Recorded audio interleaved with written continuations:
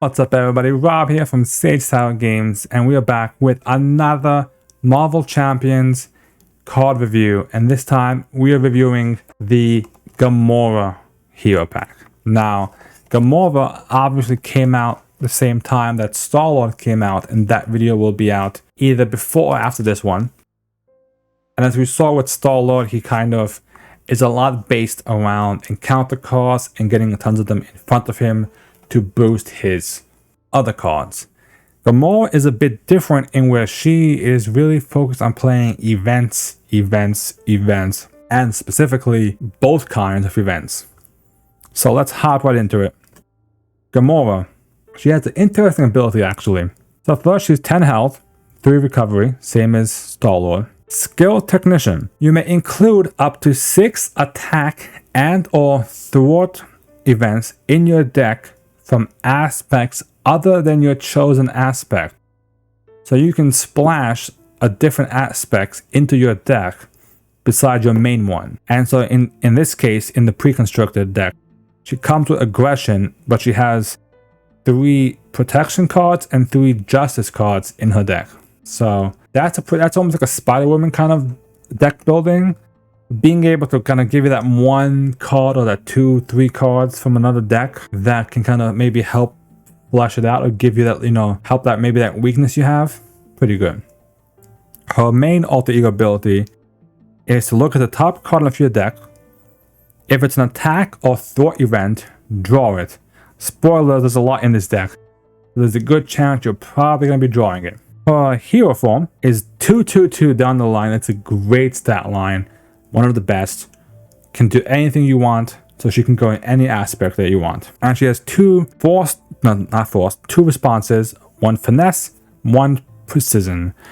After you play an attack event, remove 1 threat from a scheme.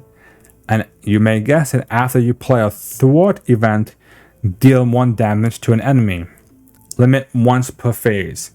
So that means it's once per phase, so you can't like do a bunch, kind of like Black Widow, but instead you can do it during your phase and then the villain phase for a maximum of 2 threat and 2 thwart. Her signature ally is Nebula, who is interesting because Nebula is not only her signature ally, it's her nemesis minion, and Nebula is also a villain in the campaign. So lots of Nebula going around. 2 cost ally, 2 threat, 2 attack, 2 health. So again, pretty standard, good stat line.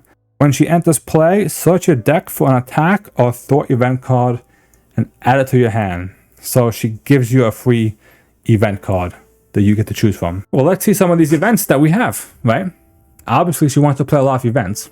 So acrobatic move, 0 cost event. It's an attack event. Deal 2 damage to an enemy. So I'm going to split these out over here. Then you have cross counter, 1 cost event. This is an attack, defense, and thwart event, so it's all counts for all 3. When you would take any amount of damage, prevent 3 of that damage, deal 1 damage to an enemy, and remove 1 threat from a scheme. So it does it all. That's a good solid one. We have set the pace, which is 0 cost, to remove 1 threat from a scheme. Then you have 2 cost, decisive blow, to do 4 damage to an enemy. It's 7 damage if you've played a thwart event this turn. Keeping track so far? So far we got 4 attack events, 2 thwart events, and 2 that count as both. So you guessed it. Forward momentum, 2 cost thwart event, remove 3 threat from a scheme, 5 if you play an attack event. So just in her first 10 cards, not counting Nebula, she's got 4 attack events, 4 thwart events, and 2, let's just call them wild. So that's almost her entire signature pool is events in that case. And then she has Conditioning Room. It's an alter ego action. You exhaust it, return the bottommost attack or thwart event from your discard pile to your hand and heal 1 damage. So it's a way to give you another card back. And of course, we want to play lots of events, right? Keen Instincts, upgrade, 1 cost to exhausted to generate a wild resource to play an attack or thwart event. So the Keen Instincts will cover your thwart cards, which aren't that expensive. They're only 1s and 2s on top of that. So you're looking at just pummeling tons of cards out quickly. And then you have her 1 weapon, Gamora Sword. I believe it's called Godslayer, I think. No, Godslayer is a different weapon, sorry. I think it just has her picture on it, so I was confused. Gamora Sword is after you play an attack event, deal 1 damage to an enemy. So that does not have a limit. So that's just going to, that combined with all her other cards are going to do tons of damage pretty quickly. And that's just us from our signature pool. Now keep in mind, you can sprinkle in 6 of your choice to build up however you want to build it. And then we have other cards. So we have, in my opinion, a very interesting ally that I will definitely probably expect to see in Rocket decks, in Thor decks, and that's Angela. She's a 0 cost aggression ally, Asgard, nice. 0 thwart, 2 attack, 3 health. When she enters play, search the top 10 cards of the encounter deck for a minion and put it into play, engage with you. Shuffle the deck. If a minion was not put into play, discard Angela. So a minion has to come into play for her to actually stay there. But if you think about it, for Thor, you can force it to put a minion into play, which draws him 2 cards. Or for Rocket, it puts an easy target for him to overkill to draw a card from. And you get to choose. It's not like you discard until you hit 1. So that's pretty good. You got 3 copies of Clobber, which is an attack event, which this one is interesting. It's 2 for 3, which isn't that great, to be honest. Not the best. But if this is the first card you have played this round, return it to your hand. So you play it, say maybe with a Keen Instinct from 1, comes back, and now you can use it to either pay for something else or use it to do another 3 damage. Plan of Attack, another good card for her. Search the top 4 cards off your deck, 7 if you're in Alter Ego, or an attack event, and add it to your hand. So that's a way for you to fetch your cards into your hand if you want a specific attack event that you need just at this right time. She has uppercuts, which are okay. They're not the, 3 for 5 is, there's probably better attack events you can probably put in here, but for what it is, it's okay. You have a new protection event called First Hit, which can either be played as an attack, as an action, or an interrupt. So either you deal 2 damage to the villain, or when a minion tries to attack you, you deal 2 damage to that minion. Counts as attack either way. So this is a way for you to essentially kind of trigger an event to happen on the villain's turn. Then you have Impede. Remove 3 threat from the main scheme. If it's the first card, it comes back. So this is the Justice version of Clobber, basically. You got Combat Training, which we have all seen time and time again. Then you have, this is an interesting card, and one that I feel like could probably show up in some people's decks, and that is Godslayer. It's a weapon. It's restricted. When your hero makes a basic attack against a unique enemy, whereas the little like star next to the name, exhaust the Godslayer, and you get a +2 attack for that attack. So against your minions and mooks, it doesn't do much. But against the big ones, the ones that have unique names, it's a +2 attack against those. We get our friend Drax as a neutral Guardian ally, which not only means you can play him here and in Rocket and in Groot, but you can play him in Star-Lord's deck as a Guardian ally as well. 3 cost ally, 1 thwart, 3 attack, 4 health. Drax cannot attack minion, so he's all face to the villain. That's all he can do. So 3 for 9 and a block, basically. Hit and Run. 3 cost event. It's an attack and a thwart. Deal 2 damage to an enemy and remove 2 threat from a scheme. So you get best of both worlds. Plus, if it triggers your ability, it'll be a 3 for a 3 and a 3. So 3 for 6, essentially. Now you can see there's a lot of events. She only has, if you don't count allies, 1, 2, 3, 4, 8 cards technically, but there's 2 combat trainings. So like 7 actual upgrades in her actual deck. She's definitely really focused on getting a lot of those cards, and I can see her definitely benefiting from drawing extra cards and just having, you know, Avengers Mansion, having Maria Hill being played by someone else. Her obligation, again, flip and exhaust, pretty straightforward. Choose and discard 2 events from your hand. Discard the obligation. That's probably a bit rougher because you want to play a lot of events. Now it's not random, so you can choose, but it's still pretty rough. Her Nemesis scheme. Ooh, wow. I actually didn't read this card until just this very moment, and I just saw the first line. So it's sibling rivalry. It's only 4 threat, but players other than Gamora cannot remove threat from sibling rivalry. So that means whoever's playing Gamora has to be the one that deals with this. And forced response, after the villain phase begins, deal 1 face encounter card to Gamora. So it's all about punishing the Gamora player, which is kind of interesting actually. You have the Nebula Minion. So obviously the minion cannot come into play if you're playing the Nebula scenario. But when she can come into play, she's in 1 cost scheme. So in 1 scheme, 2 attack, 5 health, elite minion with retaliate 2. And when she comes into play, she will discard the Nebula ally if it's in play. So you can't have her and the ally out at the same time.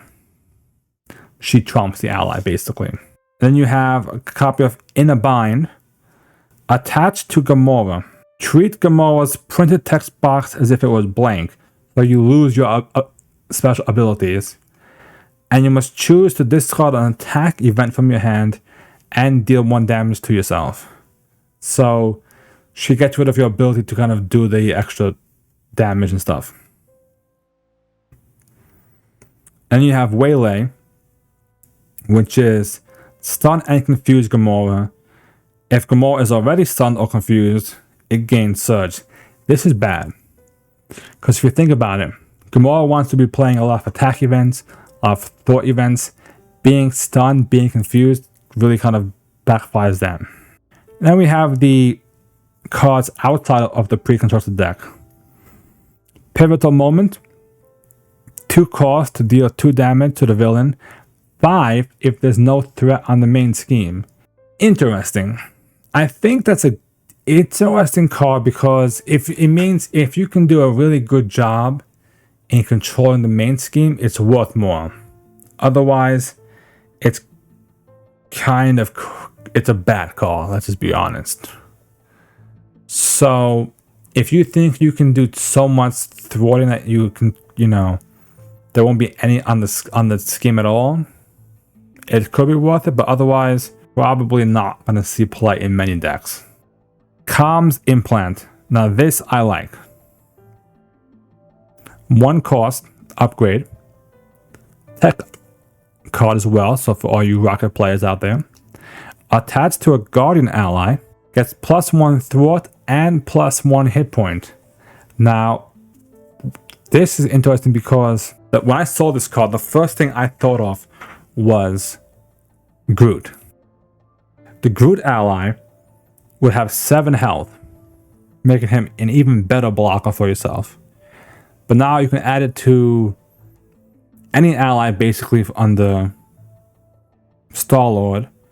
Other than that, I mean, there's all different types you can add it to. Drax, it wouldn't really pay to do it for near the Rocket, but there's some other Guardian allies. Even Nebula as a Guardian would make her 3. So, but for me, I thought of Groot ally, 7 health. He can just block for days, in my opinion. True Grit. True Grit I like as well. Here's why.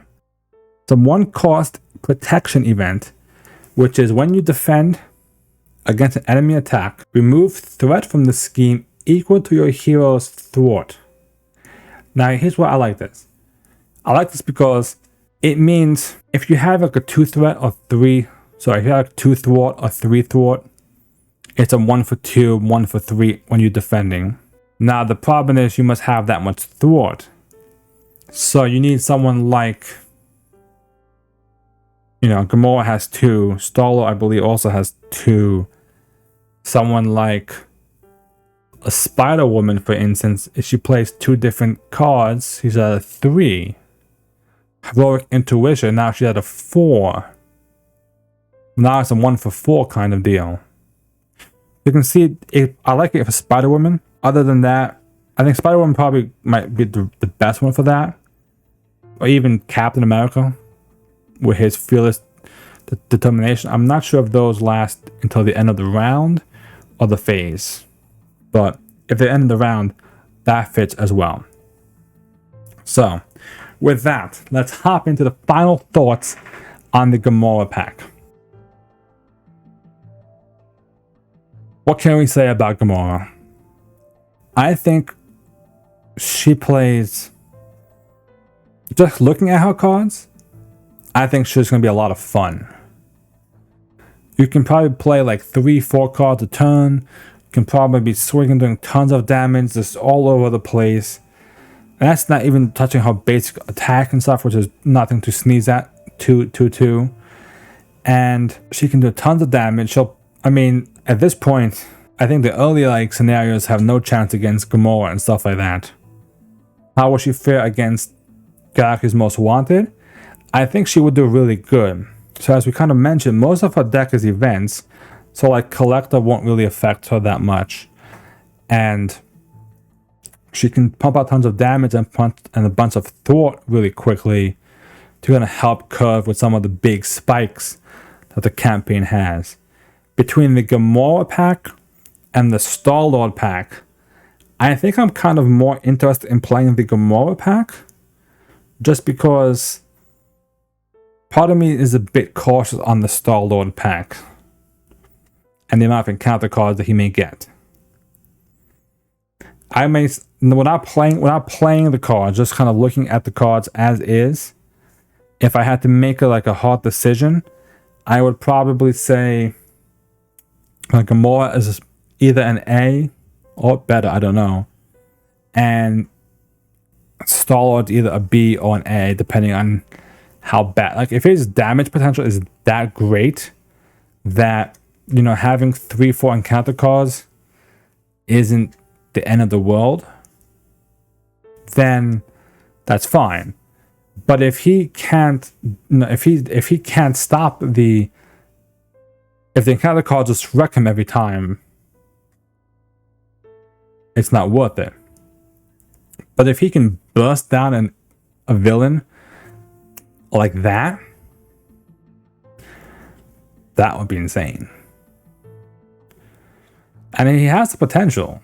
I feel like you play it right, he can do tons of damage, and you almost kind of want to I feel like the best way to do it would be to have that one turn where you have 4 or 5 encounter cards.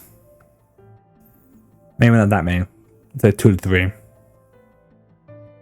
And then you have the helmet. So then you're drawing like 7-8 cards in hero mode. And then to kind of build up that big turn to do, 2 sliding shots, an elemental gun shot, plus an attack. So you're looking right there. That's 19 damage. And that's not even counting well, obviously there has to be encounter cards in there and stuff, but the more cards you have, the stronger it gets. So the potential is definitely there. How it plays, I gotta see. But I feel like Gamora plays more safe and a lot more free in her attacks. So what are your guys' thoughts on Gamora? What are your guys' thoughts on Star-Lord? Do you think one's better than the other? I can definitely tell, at least from these packs, that I think they'll do better. At least Gamora will do better in the campaign. Rocket, I feel like, struggles in the campaign because he wants upgrades and he kind of needs to build a bit. Gamora doesn't really need to build. She just goes. She's just going non-stop. So that makes her, in my opinion, really strong for the campaign, which means if she can handle characters most wanted, she can probably make quick work of the other campaigns. So with that, thank you guys for watching. I hope you guys do enjoy these videos. I'll be probably playing these villains, these heroes at some point. Still working on my campaign on Tabletop Simulator, but otherwise, be sure to check out these decks and let me know what you think in the comments down below. Thank you guys for watching, and I'll see everyone next time.